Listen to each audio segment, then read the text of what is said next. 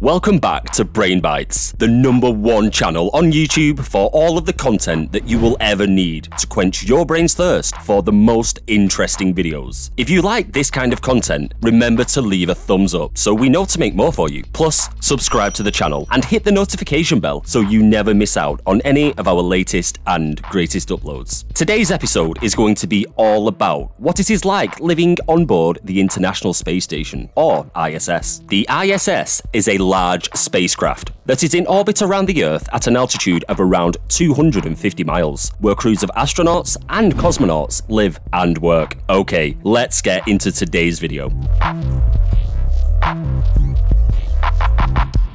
Before we get into detail about what it's like to live on the International Space Station, let's learn a little more about what the ISS actually is and what it's used for. The ISS was made by several nations working together to build and use the space station, and the first crew arrived to live there in the year 2000. The ISS is used for multiple purposes. One of the main ones is a unique science laboratory, so we can learn more about what it's like to live and work in space. It orbits the Earth once every 90 minutes, and it is in orbit traveling at an astonishing speed of around 17,500 miles per hour. In terms of its size, the ISS has around the volume of a 5-bedroom house, or 2 Boeing 747 jetliners. It's able to support a crew of 6 people, plus a few visitors. On Earth, it would weigh almost £1 million.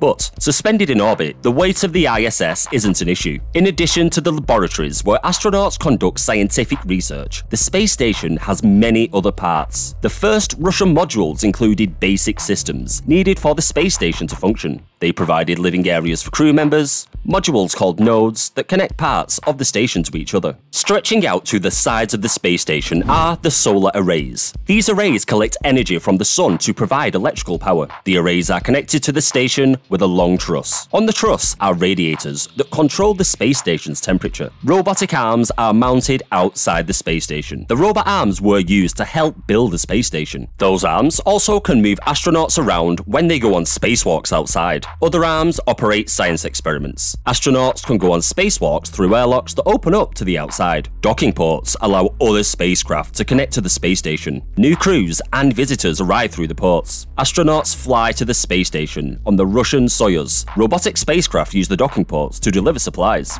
Okay, so now we know about the ISS. Let's have a look at what it's like for the crew living aboard on a daily basis. During their stay on the International Space Station, astronauts have to continue living and working in an environment that is very different than here on Earth. They still need to keep clean, go to the bathroom, eat and drink, and keep fit and healthy. The conditions of weightlessness on the ISS mean that they need to adapt to these activities, whether you are at home, school, or on vacation. One thing that you will need to do every day is to look after your personal hygiene. What does this mean? Well, washing yourself, brushing your teeth, using the toilet, and even putting on reasonably fresh, clean clothes. Even on the International Space Station, astronauts need to carry out personal hygiene. In such a small space that you have to share with up to 13 people, things can become very unpleasant if someone is not taking care of their business. So, if everything floats in space, then how do you go to the toilet? There is a special toilet on the ISS, situated on the Russian module Zvezda. There will be another one which will be situated on the American module, as the number of crew on the ISS will eventually go up.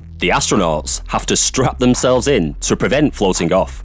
Instead of a flush toilet, there is a suction tube that carries waste away in an airstream down a hole. The solids get compressed and stored for disposal later, and the urine is connected and later recycled. Certainly a strange way to go to the bathroom. As well as exercise, nutrition plays an important role in maintaining the health of the astronauts. Food is not just used for providing a sufficient number of calories for working, but mealtimes are important social occasions for people that are so far away from their families and friends. The food is specially prepared because weightlessness requires adjustments to prevent the food from floating off a plate. Some types of food must also be eaten to counter the effects of adaptation to the space environment. Astronauts do get to choose which meals that they would like, so long as the nutritional values and calories are kept within the approved requirements. 2,800 calories per day. The food trays are prepared on the ground for each astronaut and delivered to the ISS before he or she arrives. These are then stored in one of the modules and marked.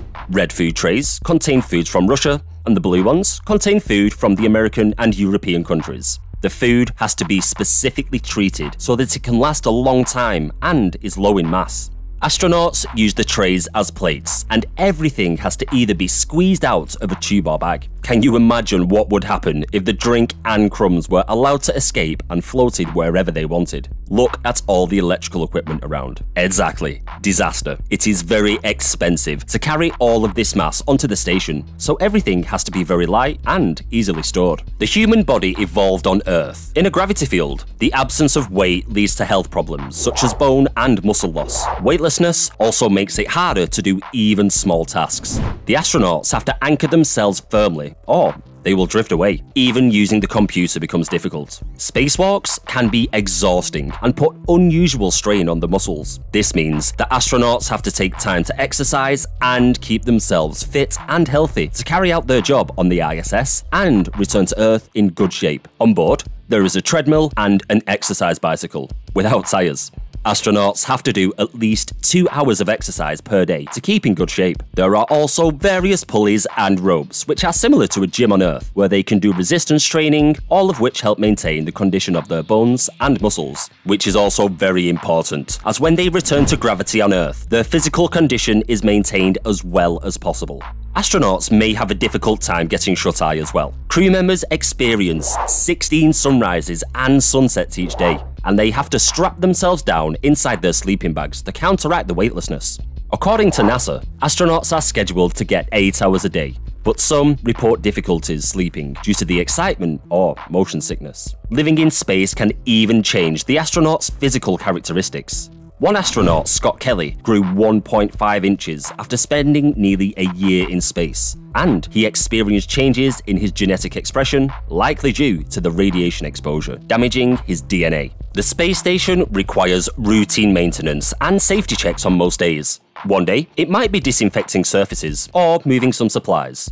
Another day could involve repairing an essential piece of equipment, like an air filter on the Destiny module. Almost every task on the station is carefully scripted, and astronauts have a schedule list written by teams at Mission Control, setting out every activity step by step. Even so, things still sometimes go off track. In particular, most astronauts spend their first few days on the space station losing stuff. Everything that they use has to be consistently secured using one of the many pieces of Velcro, clips, magnets, duct tape, or elastic bungees. Once they have finished their scheduled tasks for the day, the crew are free to spend any remaining time in the evenings however they wish. Astronauts can call or email their families from their sleep station, read or watch movies. Recent film screenings have included Gravity and The Martian. Chris Hadfield became one of the most famous astronauts for many years after playing the guitar and even making a popular video. He also became a celebrity on Twitter, and since then, it's become a popular way for the crew to communicate with a wider audience back on Earth. Probably the most popular pastime amongst astronauts is just watching the Earth spinning beneath the station from the cupola on the Tranquility module. Astronauts continue to share these moments with us through their many incredible photographs of cities, forests, and weather systems. Photos that are uploaded to the internet in their cubicles before they drift off to sleep, floating 400 kilometers above their friends and family. That brings us to the end of today's video, all about life on board the International Space Station. Which of the differences between living here and on Earth fascinated you the most? Do you think that you could be an astronaut and live on the ISS yourself? Get involved and let us know in the comment section down below. We hope that you enjoyed today's video. If you did, then feel free to leave us a like and subscribe to Brain Bites for even more awesome content. Thanks for watching. We'll see you soon in another episode.